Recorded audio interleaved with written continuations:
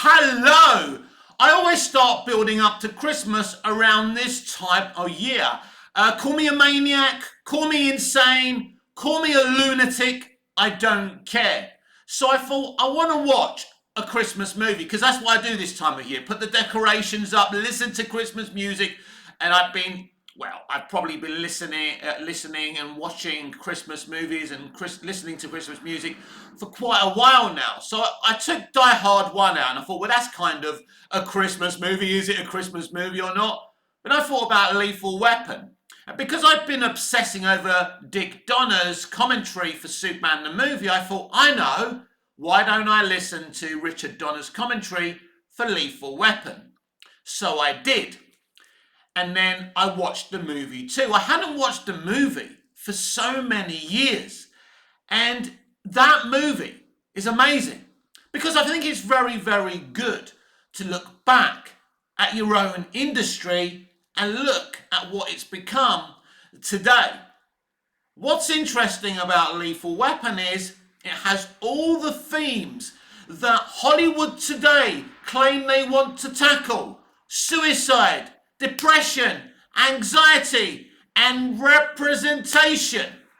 We have a black policeman who's just turned 50. His wife is played by the magnificent Darlene Love, a singer. So this is this black family who live in this large white house in this middle class area.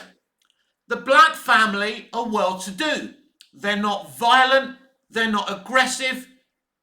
It's the white guy in Martin Riggs, played by the irrepressible Mel Gibson, that's got the problems.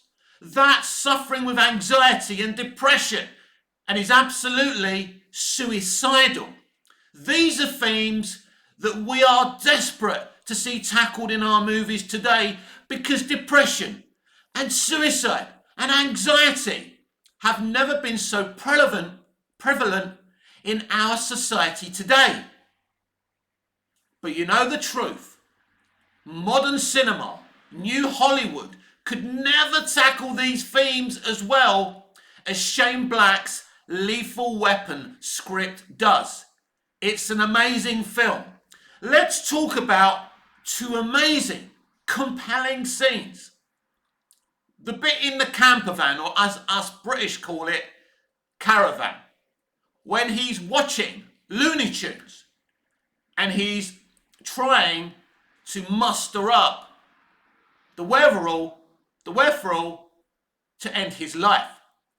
So he gets the gun. He puts one bullet in it. He puts it under his chin, then he dramatically puts it in his mouth. Michael Kamen's score is brilliant as well. Michael Kamen was one of my favourite composers, still is. Sadly, he passed away many years ago. It's so dramatic, it's so amazing, because there's a reality there of someone who's about to end their life. He has nothing left. He's a Vietnam veteran. He lost his wife was killed. He has nothing left. And we see a person about to end their life. But he's not ready. He's on the edge. He needs something. He needs someone to make his life worth living. And it is Roger Murtaugh and his family. It's the white guy invited in the middle class black family. And it's an amazing story. Now, listening to the director's commentary, I was surprised about this, but Richard Donner was offered Danny Glover in the starring role as Roger Murtaugh, and Richard Donner just reactively said, but he's black. And what Richard said to this was, oh my God, I was shocked at myself. I'm a liberal. I'm a proud liberal.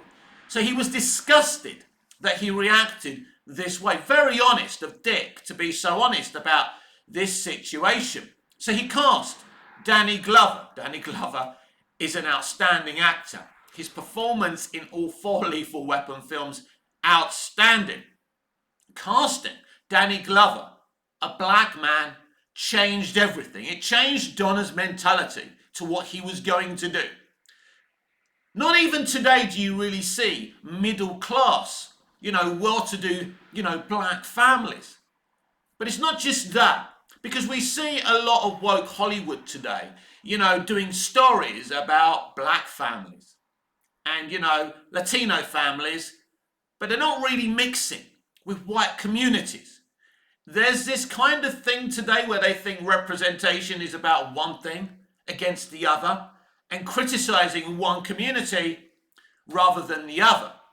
That's not real representation and inclusion. What they did in Lethal Weapon was so much better. As I say, you had this well-to-do black family, doing well, had a lovely house, inviting this messed up white guy who after all was suicidal and could have been a danger to Murtaugh and his family. And as the films go on, we see this beautiful relationship between, Mel Gibson's Martin Riggs and Trish, Danny Glover's Roger Murtaugh's wife. So it's amazing. That's what we want to see in representation and inclusion, and stories about depression and anxiety and suicide. This is a real movie about all of the film themes that we talk about today. This is what makes this film so special. Because, look, all generations have said, oh, the movies I grew up with were better than the ones that my kids are growing up with today. But I think today it's a factual statement. The movies that I grew up with in the 80s and 90s and early noughties are superior to what we're getting today. 24 and Lost were superior to any shit on streaming today. I'm sorry everyone if you don't agree, it's just a factual statement. The quality in our industry is dead. And Lethal Weapon proves that you can be woke in a great fucking beautiful way. Because the word woke used to mean a good thing. Now, you newbies won't understand that. But woke was supposed to mean, empowering, impactful, kindness, compassionate. Woke meant, woke basically just means compassion, kindness, charity. That's what it used to mean. And Lethal Weapon is fucking amazing woke because it's not attacking anyone. It's so empowering and impactful to see a black man and a white man on screen together becoming friends. That's what's so special about this movie. And once Lethal Weapon was so successful, of course the rest of Hollywood started doing cop movies and cop shows with black and white characters.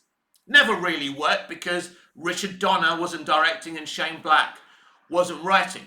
It's an amazing movie. There's a great scene of a copper talking to Murtaugh and saying, you don't understand what it's like to be an 80s man, Roger. I was in bed last night and I was crying, and Roger Murtaugh goes, were you with a woman? He goes, no, I was alone. That's why I was crying. Amazing, simple things about anxiety, about depression, about loneliness, right? Things that don't just affect 80s people, but affect people whatever decade you're from. This was simply an outstanding movie made by an outstanding director. Richard Donner is my favourite director of all time. After all, he gave me Superman. And he was saying he was given so many action scripts at the time, and he didn't just want to do boring, empty action movies which have action just for the sake of action.